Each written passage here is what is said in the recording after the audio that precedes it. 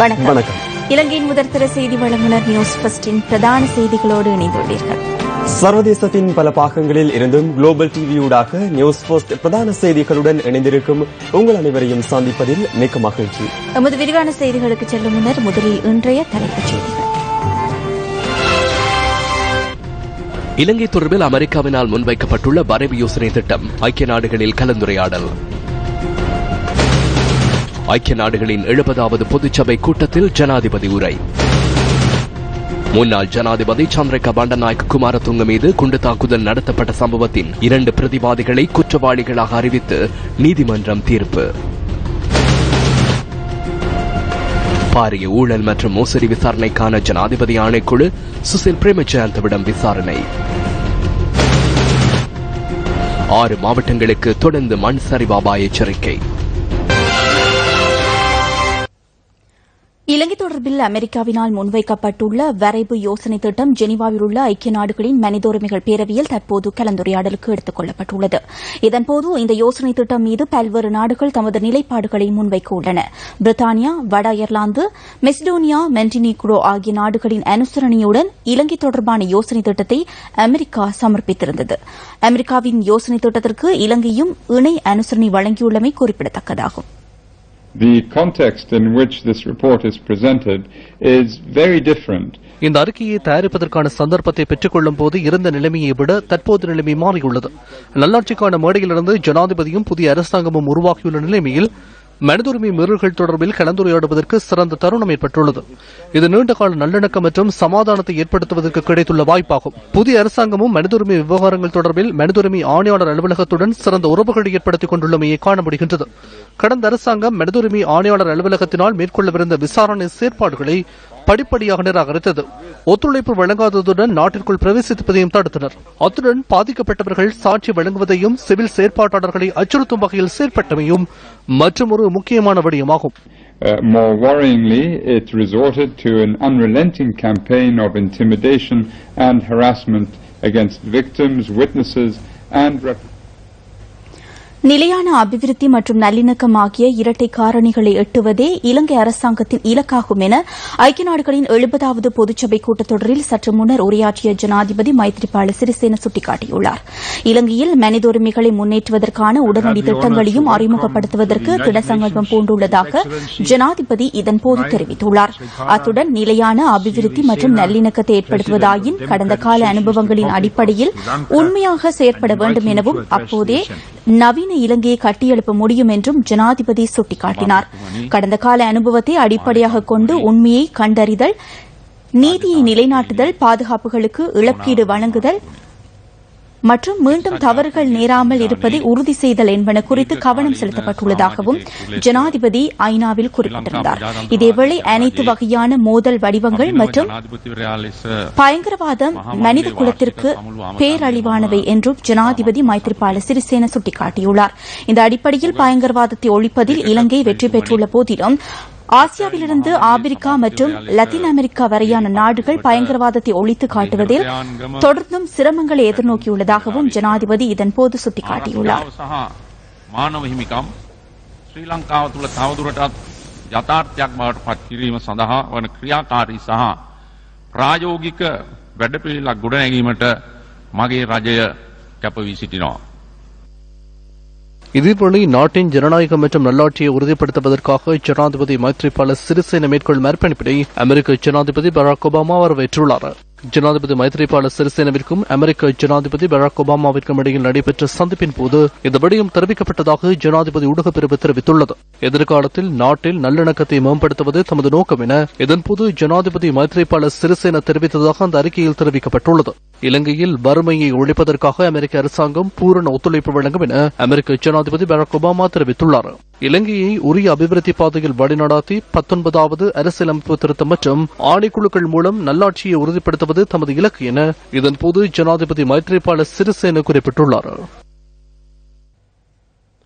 முன்னாள் ஜனாதிபதி சந்திரிகா பண்டாரநாயக்க குமாரதுங்க மீது 1999ஆம் ஆண்டு குண்டு தாக்குதல் நடத்தப்பட்ட சம்பவத்தின் 2 பிரதிவாதிகளை குற்றவாளிகளாக அறிவித்து கொழும்பு மேல் நீதிமன்றம் தீர்ப்பளித்துள்ளது. உதயன் என்று அழைக்கப்படும் வேலாயுதன் வரதராஜா மற்றும் சந்திரா ஐயர் ரகுபதி சர்மா ஆகியோரே இந்த வழக்கில் குற்றவாளிகளாக காணப்பட்டுள்ளனர். உதயன் என்று அழைக்கப்படும் வேலாயுதம் வரதராஜாவிற்கு 290 வருட கடூழிய சிறை தண்டனையும், சந்திரா ஐயர் ரகுபதி சர்மாவிற்கு 300 ஆண்டு கடூழிய சிறை தண்டனையும் விதிக்கப்பட்டுள்ளது. இந்த 2 தண்டனைகளையும் 30 ஆண்டுகளில் அனுபவிக்கும் வகையில் விதிக்கப்பட்டுள்ளது. சந்திரா ஐயர் ரகுபதி சர்மாவின் மனைவியான வசந்தி ரகுபதி சர்மா இந்த வழக்கிலிருந்து விடுதலை செய்யப்பட்டுள்ளார். கொழும்பு மேல் நீதிமன்ற நீதிபதி பத்மினி என் ரணவக்க இந்த வழக்கின் தீர்ப்பை இன்று அறிவித்திருந்தார். நானும் எனது கணவரும் 15 வருஷமாக சிறையில இருந்து படாத பாடுபட்டு கஷ்டப்பட்டு மிகவும் கஷ்டப்பட்டிருந்து வந்தோம். இன்றைக்கு விடுதலை கிடைத்திருக்கிறது. இப்பொழுது 16வது வருஷம் நடக்கிறது. எனது கணவருக்கு 300 வருஷம் அச்சு கொடுத்திருக்கிறார்கள். மிகவும் வேதனை. எனக்கு விடுதலை ஆக்கியிருந்த ஒரு பக்கம் சந்தோஷமாக இருந்தாலும் இன்னொரு பக்கம் வேதனையாக உள்ளது. நாங்கள் இந்த வழக்கில் எந்த விதமான சம்பந்தப்படவும் இல்லை. நகை 4 பவுன் நகை இருந்தது. நகையில சொன்னோம், எஸ்பி மாத்தியாட்ட சொன்னோம் இப்படி எந்த நகைகள் இருக்குன்னு சொல்லி. அதுக்கு அவர் சொன்னார், அது வெளிக்கடை சண்டையில எல்லாம் எரிஞ்சு போச்சு, நகையெல்லாம் களவு போயிட்டுது, அது இனி ஒன்றும் செய்யலாதுன்னு சொன்னார். இங்கு மிக முக்கியமான விடயம் ஒன்றுள்ளது. குற்ற செயலுடன் தொடர்பு பட்டவர்கள் வழக்கில் இல்லை. எனவே நாம் விரைவில் மேன்முறையீடு செய்ய எதிர்பார்க்கின்றோம். தேர்தல்கள் திணைக்களத்தின் 60வது ஆண்டு நிறைவை முன்னிட்டு பண்டார்நாயக்க ஞாபகார்த்த சர்வதேச மாநாட்டு மண்டபத்தில் இன்று வைபவம் ஒன்று நடைபெற்றது. பிரதமர் ரணில் விக்ரமசிங்க தலைமையில் நடைபெற்ற இந்த வைபவத்தில் முன்னாள் ஜனாதிபதிகளான மஹிந்த ராஜபக்ச, சந்திரிகா பண்டாரநாயக்க குமாரதுங்க, தேர்தல்கள் ஆணையாளர், எதிர்க்கட்சித் தலைவர் உள்ளிட்ட பலரும் கலந்து கொண்டிருந்தனர். பிரஜைகள் முன்னணியின் செயலாளர் நாயகம் ஜே ஸ்ரீரங்காவும் இந்த நிகழ்வில் கலந்து கொண்டிருந்தார். தேர்தல்கள் திணைக்களத்தின் 60வது ஆண்டு நிறைவை முன்னிட்டு ஞாபகார்த்த முத்திரையொன்றும் இதன்போது வெளியிடப்பட்டதுடன் திணைக்களத்தில் சிறப்பாக பணியாற்றிய ஊழியர்களும் கௌரவிக்கப்பட்டனர்.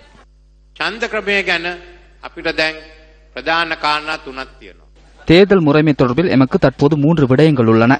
முதலாவது, விருப்பு வாக்கு முறைமையற்ற புதிய தேர்தல் முறையொன்றை உருவாக்குதல். அதன்போது எமக்கு விகிதாசார தேர்தல் முறை அல்லது தொகுதிவாரி தேர்தல் முறையின் மாதிரிகள் இருக்கலாம்.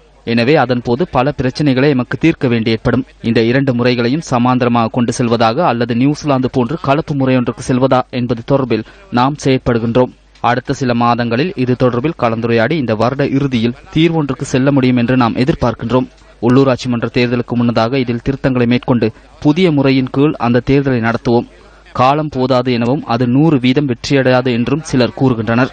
எனினும் பார்த்து கொண்டிருந்தாலும் இது ஒரு போதும் நடக்காது. பொது தேர்தலின் போது நாம் ஜனநாயகம் என்று கூறினாலும் தேர்தல்கள் ஆணையாளர் சர்வாதிகார பலத்தை பயன்படுத்தியே எமக்கு நியாயமான தேர்தல் ஒன்றை வழங்கினார். 60 வயது என்பது ஓய்வு பெறும் வயதாகும். எனது திணைக்களம் இன்று 60வது நிறைவாண்டை கொண்டாடுகின்றது. எனவே எமது திணைக்களமும் மிக விரைவில் ஓய்வு பெறவுள்ளதாக நான் நினைக்கின்றேன். நியூசிலாந்து முறையினூடாக தேர்தல் முறையில் மாற்றம் ஏற்படுத்த முடியுமா? 20வது அரசியலமைப்பு திருத்தம் மூலம் அல்லது புதிய அரசியலமைப்பு திருத்தம் ஒன்று அவசியம் என்பது இந்த நாட்டு மக்களின் எதிர்பார்ப்பாக உள்ளது. தேர்தல் ஆணையாளர் தேர்தலை நடத்துகின்ற போது வேட்பாளர்கள் சட்டத்தின்படி வாக்குகளை பெற்றுக் கொள்கின்றனர்.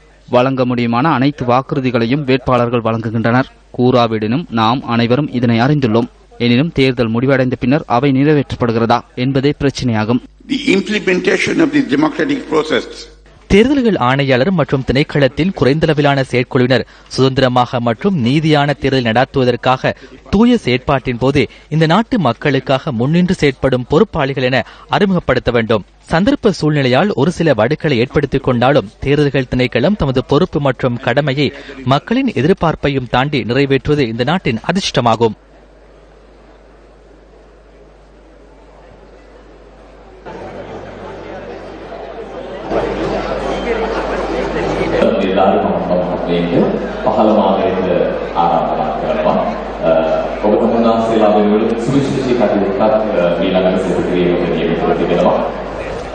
பாரிய ஊழல் மற்றும் மோசடி விசாரணைக்கான ஜனாதிபதி ஆணைக்குழுவின் அழைப்பிற்கு அமைய ஐக்கிய மக்கள் சுதந்திர கூட்டமைப்பின் முன்னாள் பொதுச் செயலாளரும் அமைச்சருமான சுசில் பிரேமஜயந்த இன்று அங்கு சென்றிருந்தார். கடந்த ஜனாதிபதி தேர்தல் காலப்பகுதியில் முன்னாள் ஜனாதிபதி மஹிந்த ராஜபக்சவின் தேர்தல் பிரச்சார நடவடிக்கையின் போது சுயாதீன தொலைக்காட்சி சேவைக்குரிய நிதியை வழங்காமை தொடர்பில் வாக்குமூலம் பதிவு செய்வதற்காக சுசில் பிரேமஜயந்த அழைக்கப்பட்டிருந்தார். தேர்தல் நடவடிக்கைகளுக்காக ஐக்கிய மக்கள் சுதந்திர கூட்டமைப்பின் கணக்கில் 10,000க்கும் குறைவான நிதியே இருந்தது. அவ்வாறான நிலையில் 104 மில்லியன் ரூபாவை செலுத்த முடியாதல்லவா? தேர்தல் காலப்பகுதியில் நிதியினை தேடும் முறை ஒன்றுள்ளது. நான் எந்த ஒரு சந்தர்ப்பத்திலும் நிதியங்களை தேடுவதற்கோ அதிலிருந்து பணம் செலுத்தும் விடயத்திலோ தலையீடு செய்யவில்லை. அந்த நடவடிக்கைகளை முன்னெடுப்பதற்கான பொறுப்பு ஊடகம் மற்றும் பிரசார நடவடிக்கைகளை முன்னெடுப்பதற்கான குழுவிற்கும் வழங்கப்பட்டிருந்தது. අවශ්‍ය පියවර ගන්න ඕනේ මාධ්‍ය සහ ප්‍රචාරක කමිටුව සඳහා ඒක බාරව කටයුතු කරපු කමිටුව විසින්. இந்த நிறுவனத்துக்கு நிதி செலுத்தப்பட்டமை தொடர்பில் நீங்கள் அறிந்திருந்தீர்களா? எனக்கு எதுவும் தெரியாது. இன்னும் எத்தனை பேரிடம் செல்ல வேண்டி வருமோ தெரியாது. குற்றவியல் சட்டம் தொடர்பில் 10 வருடங்களாக கொழும்பு மேல் நீதிமன்றத்தில் பேசிய ஒருவர் நான். எமக்கு இந்த நடவடிக்கைகள் புதிதல்ல. முல்லைத்தீவு மாவட்டம் மிகுந்த வறுமையில் வாடுகின்ற மாவட்டமாக ஐக்கிய நாடுகள் சபை வெளியிட்டுள்ள அறிக்கையொன்றில் குறிப்பிடப்பட்டுள்ளதாக பிபிசி செய்தி வெளியிட்டுள்ளது. இலங்கை தொடர்பில் ஐக்கிய நாடுகள் சபை வெளியிட்டுள்ள ஆண்டு அறிக்கையொன்றில் முல்லைத்தீவு மாவட்டத்திலேயே அதிக வறுமை நிலவுவதாக சுட்டிக்காட்டப்பட்டுள்ளதாக பிபிசி உலக சபை தெரிவித்துள்ளது.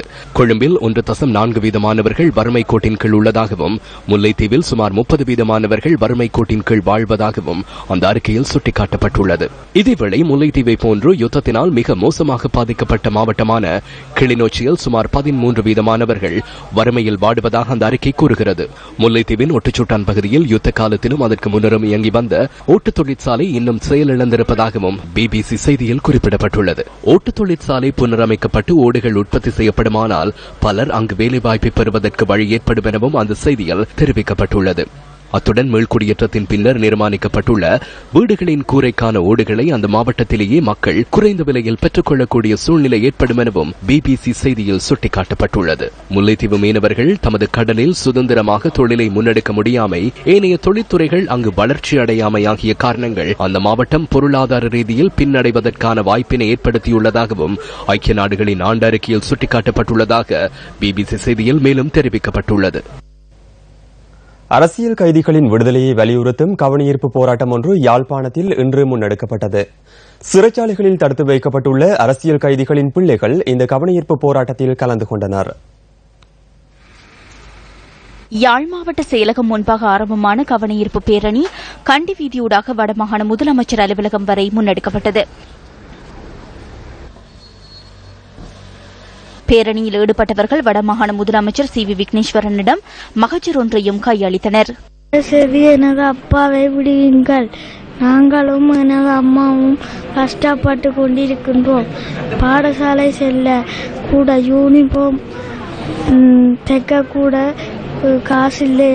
எங்களுடைய அப்பாவை தயவு செய்து பிடிக்குமாக கேட்கொள்றேன். எனக்கு 1 வயசு இருக்கைகளை என் அப்பா பிடிச்சிட்டு போனாங்க. என் அப்பாவை இன்னும் விடுதலை செய்யல. என் அப்பாவை விடுதலை செய்யுங்க. எனக்கு இப்ப 8 வயசு. என் அப்பாவை நான் இன்னும் பார்க்கவில்லை. அதனால என் அப்பாவை நான் பார்க்க. கைதிகள் சார்பிலே வழக்கை எடுத்து நடத்தக்கூடியவர்கள் மிக சொற்பமாக இருக்கின்றார்கள். அதை எடுத்து நடத்துவதற்கு முன்வருபவர்களுக்கு பணத்தை கொடுக்கக்கூடிய நிலையிலே அரசியல் கைதிகள் இல்லை. நாங்கள் ஏதாவது ஒரு வழியில் அவர்களுக்காக ஒரு அமைப்பை அமைத்து அதற்கூடாக பணத்தை எடுத்து இந்த சட்டத்தரணிகளுக்கு கொடுத்து ஏதாவது செய்ய முடியுமா என்று பல விதங்களிலும் நடவடிக்கைகளை எடுத்துக்கொண்டு வந்திருக்கின்றோம். சில அரசியல் காரணங்களுக்காக அவர்களை எடுத்துக்கொண்டு சென்றார்களே ஒழிய வழக்கமான நாட்டினுடைய சட்ட திட்டங்களுக்கு அமைவாக அவர்கள் குற்றங்கள் புரிந்ததாக அல்ல. அரசியல் ரீதியாக அவர்களுக்கு மன்னிப்பை கொடுத்து வெளியேற்ற வேண்டும் என்ற ஒரு கோரிக்கையை நாங்கள் முன்வைத்தோம். தற்பொழுது ஜெனீவாவில் நடக்கும் நடவடிக்கைகள் பூர்த்தியானதும் அரசாங்கம் தன்னுடைய நல்லெண்ணத்தை வெளிக்காட்டுவதற்காக சில நடவடிக்கைகளை விரைவிலே எடுக்கக்கூடும் என்று நம்புகின்றேன். இந்த அரசியல் கைதிகளை அவர்கள் விடுவிப்பார்கள் என்று நாங்கள் எண்ண இடம் இருக்கின்றது. ஆர்ப்பாட்டத்தில் தமிழ் தேசிய மக்கள் முன்னணியின் செயலாளர் எஸ் கஜேந்திரனும் கலந்து கொண்டார். எங்களை பொறுத்தவரையில் இந்த கைதிகளுடைய விடுதலை இன்னமும் இடம்பெறாமல் இருப்பதற்குரிய பிரதானமான காரணம் அரசாங்கம் வேண்டுமென்று அவர்களுடைய வாழ்க்கையை அளிக்க வேண்டும், அந்த குடும்பங்களுடைய வாழ்க்கையை அளிக்க வேண்டும் என்பதற்காக திட்டமிட்ட ரீதியிலே அவர்களை விடுதலை செய்யாமல் இழுத்தடித்துக் கொண்டிருக்கின்றது. பெருமளவானவர்களுக்கு மீது உண்மையான குற்றச்சாட்டுகள் எதுவும் இல்லாத பொழுதிலும் கூட ஒரு பொய் குற்றச்சாட்டுகளை சுமத்தி உரிய வழக்குகள் பதிவு செய்யப்படாமல் அவர்கள் நீண்ட காலமாக சிறைகளிலே தடுத்து வைக்கப்பட்டிருக்கின்றார்கள். எங்களை பொறுத்தவரையில் இந்த அரசியல் கைதிகள் அனைவரும் உடனடியாக உடனடியாக விடுதலை செய்யப்பட வேண்டும். இவர்களுடைய விடுதலைக்கு சர்வதேச சமூகம் உடனடியாக நடவடிக்கை எடுக்க வேண்டும் என்பது எங்களுடைய கோரிக்கை. சிறுவர் வன்முறைக்கு எதிராக கடும் சட்டங்களை நடைமுறைப்படுத்துமாறு கோரி வவுனியாவில் இன்று ஆர்ப்பாட்டம் ஒன்று முன்னெடுக்கப்பட்டது. வவுனியா பஸ் தரிப்பிடத்திற்கு முன்பாக நடைபெற்ற இந்த ஆர்ப்பாட்டத்தில் பாராளுமன்ற உறுப்பினர்கள், வடமாகாண சபை உறுப்பினர்கள், பொதுமக்கள் என பலரும் கலந்து கொண்டிருந்தனர். வித்யா மற்றும் சே ஆகிய சிறுமிகளை பாலியல் துஷ்பிரயோகத்துக்குட்படுத்தி கொலை செய்த குற்றவாளிகளுக்கு அதிகபட்ச தண்டனை வழங்கப்பட வேண்டும் என இவர்கள் வலியுறுத்தினர். உண்மையில் இது ஒரு மனவியல் ரீதியான ஒரு பிரச்சனை. சிறுவர்களை கூட இன்று இந்த பாலியல் வன்கொடுமைக்கு உள்ளாக்கி வருவது என்பது மிகவும் கவலைக்குரிய விடயம். இந்த பாலியல் வன்கொடுமைக்கு உட்பட்ட சட்டங்களில் எந்த விதமான இறுக்கமான சரத்துகள் இல்லை. அதை வைத்துக் கொண்டு அனைவரும் வெளியேறி வருகிறார்கள். ஒரு நீதிமன்றத்தை நாடும் பொழுது அந்த வழக்கில் இருந்து மிக இலவாக அவர்கள் வெளியேறி விடுகிறார்கள்.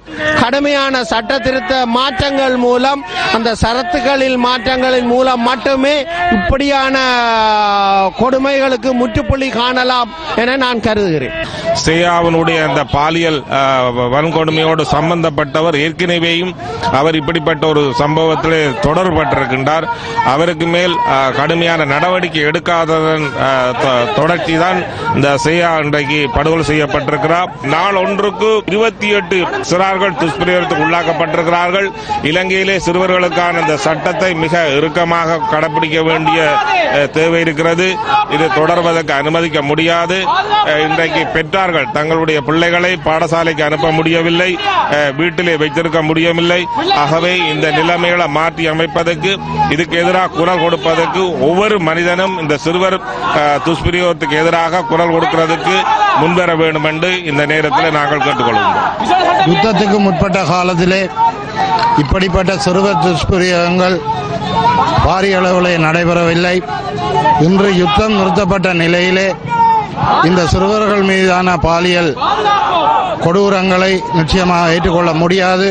இவர்களுக்கு எதிராக மரண தண்டனை வழங்கப்பட வேண்டும் என்றது உலகளாவிய ரீதியில் ஏற்றுக்கொள்ளப்பட்ட விடயமாக இருந்தாலும், இப்படியான காம ரீதியான பாலியல் ரீதியான வன்முறையில் ஈடுபடுறவர்களுக்கு அவர்கள் வாழ்நாள் முழுக்க இந்த இச்சையில ஈடுபடாத அளவுக்கு நாங்கள் ஒரு வைத்திய ரீதியான ஒரு தண்டனை வழங்குவதே இவர்களுக்கு நாங்கள் செய்யக்கூடிய உண்மையான தண்டனையாக இருக்கும். இந்த வருடம் தொடங்கி இந்த மாதத்துக்குள் 6500 சிறுவர் பெண்கள் மீதான துஷ்பிரயோகம் நிகழ்ந்திருப்பதாக சிறுவர் பெண்கள் அதிகார சபை சுட்டிக்காட்டுகிறது புள்ளிவிவரமூடாக. எனவே இந்த பாலியல் வன்புணர்வு படுகொலைகள் மிக கடுமையாக சட்ட நடவடிக்கை ஊடாகவும் பொதுமக்கள் விழிப்புக்கூடாகவும் தடுத்து நிறுத்தப்பட வேண்டும். இதேவேளை பெண்கள் மற்றும் சிறுவர்களுக்கு எதிரான வன்முறைகளை தடுக்குமாறு கோரி வவுனியாவில் இன்று பேரணி ஒன்று இடம்பெற்றது. தேசிய இளைஞர் சபைகள் மன்றத்தால் இந்த பேரணி ஏற்பாடு செய்யப்பட்டிருந்தது. வவுனியா பிரதேச செயலகத்துக்கு முன்பாக இருந்து வவுனியா பஸ் தரிப்பிடம் வரை இவர்கள் பேரணியாக சென்றனர். திருகோணமலை புல்மோட்டை பகுதியில் உள்ள கனிமவள கூட்டுத்தாபனத்தின் ஊழியர்கள் சிலர் இன்று ஆர்ப்பாட்டம் ஒன்றை மேற்கொண்டனர். முன்னறிவிப்பின்றி பணி நீக்கம் செய்யப்பட்டமைக்கு எதிர்ப்பு தெரிவித்து கனிமவள கூட்டுத்தாபனத்தின் 117 ஊழியர்கள் இன்று ஆர்ப்பாட்டத்தில் ஈடுபட்டனர். தமக்கு விரைவில் தொழில் வாய்ப்புகளை வழங்க வேண்டும் என இவர்கள் கோரிக்கை விடுத்தனர்.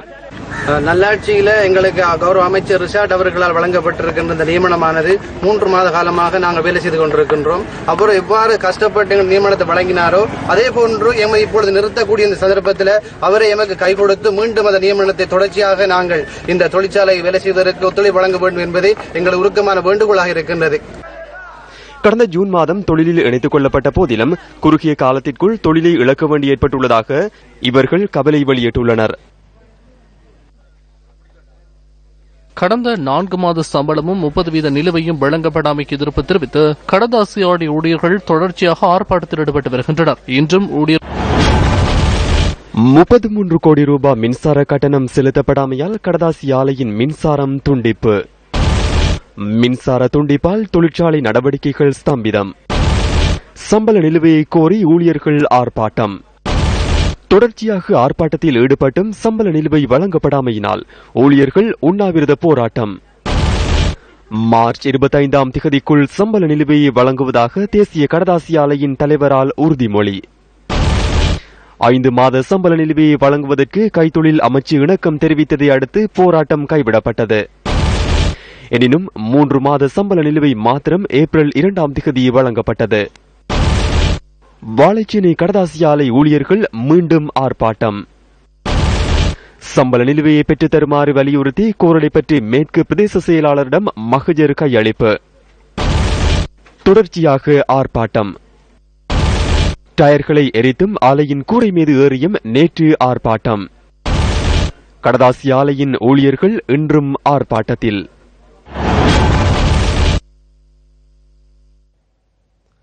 தமது நிலுவைச் சம்பளத்தை வழங்குமாறு கோரி வாழைச்சேனை கடதாசி ஆலை ஊழியர்கள் இன்றும் எதிர்ப்பு ஆர்ப்பாட்டத்தில் ஈடுபட்டனர். கடதாசி ஆலையின் கூரை மீதேறி ஊழியர்கள் ஆர்ப்பாட்டத்தை மேற்கொண்டனர்.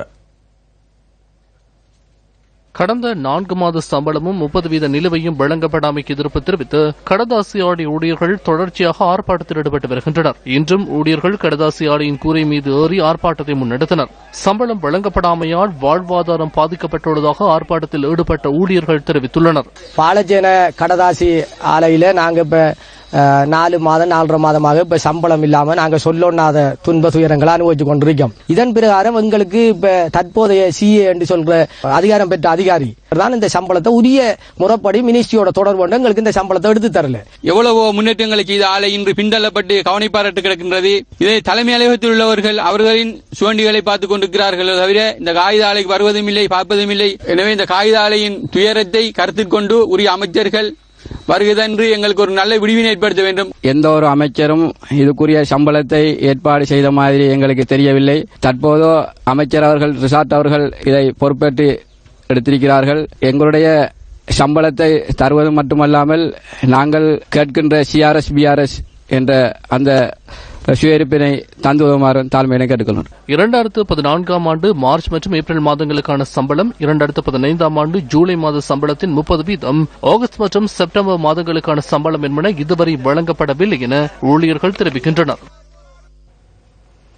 இலங்கையில் நல்லிணக்கம், பொறுப்புக்கூறல் மற்றும் மனித உரிமைகளை ஊக்குவிப்பதற்காக ஐக்கிய நாடுகளின் மனித உரிமைகள் பேரவையில் தீர்மானம் நிறைவேற்றப்பட உள்ளதை வரவேற்பதாக வடமாகாண முதலமைச்சர் சி வி விக்னேஸ்வரன் தெரிவித்துள்ளார்.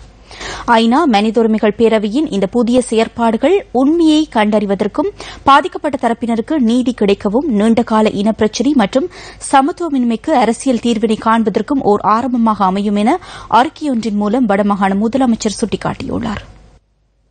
யுத்தம் நிறைவு பெற்று 6 வருடங்கள் கடந்துள்ள நிலையில் யுத்தத்தின் போது காணாமற் போன உறவுகளை மக்கள் இன்னும் தேடுகின்றனர். தனது மகளின் வருகைக்காக இவ்வாறு காத்திருப்பது சதாசிவம் பொடிமெனிகா. கிளிநொச்சி ஆனந்தபுரத்தில் வசித்து வரும் இவர் இறுதிக்கட்ட யுத்தத்தின் போது தனது 21 வயது மகளான சதாசிவம் சுபோதினியை தொலைத்துள்ளார். யுத்தத்தில் தொடர்ச்சியான இடம்பெயர்வுகளை சந்திக்க வேண்டிய நிலைக்கு தள்ளப்பட்ட சதாசிவம் பொடிமெனிகா தனது 3வது மகளை முள்ளிவாய்க்காலில் தவறவிட்டுள்ளார். யுத்த வடுக்களை சுமந்து வாழ்ந்து வரும் இந்த தாய் தனது மகளுக்காக சந்திக்க வேண்டிய சகல தரப்பினரையும் சந்தித்ததாக கூறுகின்றார். நானும் பிள்ளை வேண்டாம் எதிர்பார்க்கிறேன். இல்ல பதிவெல்லாம் எங்க போகணும் எல்லாம் நான் பார்த்து ஓடி ஓடி பாக்குறதான் மேல இந்த பிள்ளைக்கு அதான் இருக்கிறான். 2 பேரும் வருவான்னு எதிர்பார்ப்பா இருக்கிறான். எங்களுக்கு வேற ஒரு பேரும் இல்ல, எதிர்பார்த்து கொண்டு இருக்கிறான். காணாமல் போனோரை கண்டறியும் ஜனாதிபதி ஆணைக்குழு முன்னிலையில் தனது மகளை தேடித் தருமாறு கோரிக்கை விடுக்கப்பட்ட நிலையில் மகளை தேடித் தருவதாக உறுதியும் வழங்கப்பட்டதாக தாய் கூறுகின்றார். தனது மகளின் வருகை எப்போது என்ற எதிர்பார்ப்புக்கு மத்தியில் நாட்களை கடத்தியவாறே தனது வாழ்க்கையையும் கடத்தி வருகின்றார் இந்த தாய். தேசிய ஐக்கிய முன்னணியின் தலைவர் அசாத் சாலி கொழும்பில் இன்று நடைபெற்ற ஊடக சந்திப்பில் கருத்து தெரிவித்தார். தனி எலெக்ஷன் கேட்டா ஒரு காலமும் வெத்தியலா விமல் வீரவன்ச, தினேஷ் குணவர்தன, வாசுதேவ நாணயக்கார, டிவ் குணசேகர், திஸ்ஸ விதாரண, இவங்க 5 பேர் தொடர்ந்து இந்த ரிப்போர்ட்ல ஒரு துண்டு எடுத்துக்கொண்டு தான் பேசுறாங்க. அதுக்குதான் பிரதம மந்திரி நடுவர் மறுமொழி கொடுத்திருந்தாரு. சில ஆட்களுக்கு இந்த யானையை பார்த்தால் ஒவ்வொரு ஆள் ஒரு துண்டை பிடிச்சுக்கொண்டு ஒன்று சொல்றாங்க. இவங்களுக்கு ஆக பெரிய பிரச்சனையா இருக்கு. சம்பந்தன் ஐயா அவர்கள் இன்றைக்கு ஸ்ரீலங்கா பாராளுமன்றத்தில் லீடர் ஆஃப் ஒப்போசிஷனா வந்தே தான் அவங்களுக்குள்ள. அதனால அவங்க வேறொரு கூட்டத்தை தனியாக எடுத்து ஒரு ஒப்போசிஷன் குரூப் ஒன்று செய்யணும் என்ற ஒரு எண்ணத்தோடு அவங்க செய்ய போறாங்க. இதுக்கு எந்த காரணத்தை கொண்டும் பாராளுமன்ற டெமோக்ரஸிக்கு உள்ள அதுக்கு இடம் கொடுக்க கூடாது. புதையல் தோண்டிய வழக்கில் கைது செய்யப்பட்ட பிரதி போலீஸ் மா அதிபர் அடுத்த மாதம் 7ஆம் திகதி வரை விளக்கமறியலில் வைக்கப்பட்டுள்ளார். வவுனியாவில் கடந்த சில மாதங்களுக்கு முன்னர் புதையல் தோண்டிய சம்பவத்துடன் வவுனியாவில் கடமையாற்றிய பிரதி போலீஸ் மா அதிபர் சம்பந்தப்பட்டதாக தெரிய வந்திருந்த நிலையில் அவர் தலைமறைவாக இருந்தார். இதன் பின்னர் சரணடைந்த அவர் கடந்த 23ஆம் திகதி வவுனியா நீதிமன்றத்தில் ஆஜர்படுத்திய போது 30ஆம் திகதி வரை விளக்கமறியலில் வைக்கப்பட்டிருந்தார். லிந்துலை ராணிவத்தை தமிழ் வித்தியாலயத்தை சேர்ந்த சுமார் 50 மாணவர்கள் திடீரென நோய்வாய்ப்பட்ட நிலையில் வைத்தியசாலையில் இன்று அனுமதிக்கப்பட்டனர். இன்று முற்பகல் 9 மணிக்கும் 10 மணிக்கும் இடைப்பட்ட நேரத்தில் மாணவர்கள் சுகயீனமுற்றதாக ராணிவத்தை தமிழ் வித்தியாலய அதிபர் நியூஸ் ஃபர்ஸ்டுக்கு தெரிவித்தார். சம்பவம் தொடர்பாக லிந்துலை போலீசார் விசாரணைகளை முன்னெடுத்து வருகின்றனர். E.R. அம்பேத்கர் தமது தொண்டர்கள் 5 லட்சம் பேருடன் பௌத்த மதத்தை தழுவிய நிகழ்வின் 60வது நிறைவாண்டை முன்னிட்டு புத்த சாசன அமைச்சில் நேற்று ஊடக சந்திப்பு ஒன்று நடைபெற்றது. இந்த ஊடக சந்திப்பில் புனித சின்னங்களை காட்சிப்படுத்துதல் மற்றும் பௌத்த சமாதான சம்மேளனம் மற்றும் ஸ்ரீ சித்தார்த்த கௌதம திரைப்படம் இந்தியாவில் காட்சிப்படுத்தல் உள்ளிட்ட பல விடயங்கள் தொடர்பில் கருத்து தெரிவிக்கப்பட்டது. And I love every citizen of Sri Lanka. You know why?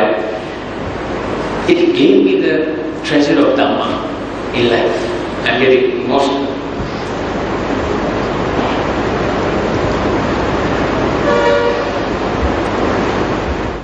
நான் இலங்கை மீது அதிக அன்பு கொண்டுள்ளேன்.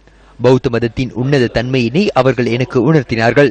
நான் தற்போது உணர்வுபூர்வமாக அதனை அறிகின்றேன். ஆசியாவின் பல நாடுகளுக்கு நான் சென்றுள்ளேன். இந்தியாவின் புதல்வராக கருதப்படும் புத்த பெருமான் பிறந்த இந்தியாவில் பௌத்த தர்மம் மிகவும் குறைவாக இருப்பது தொடர்பில் கவலை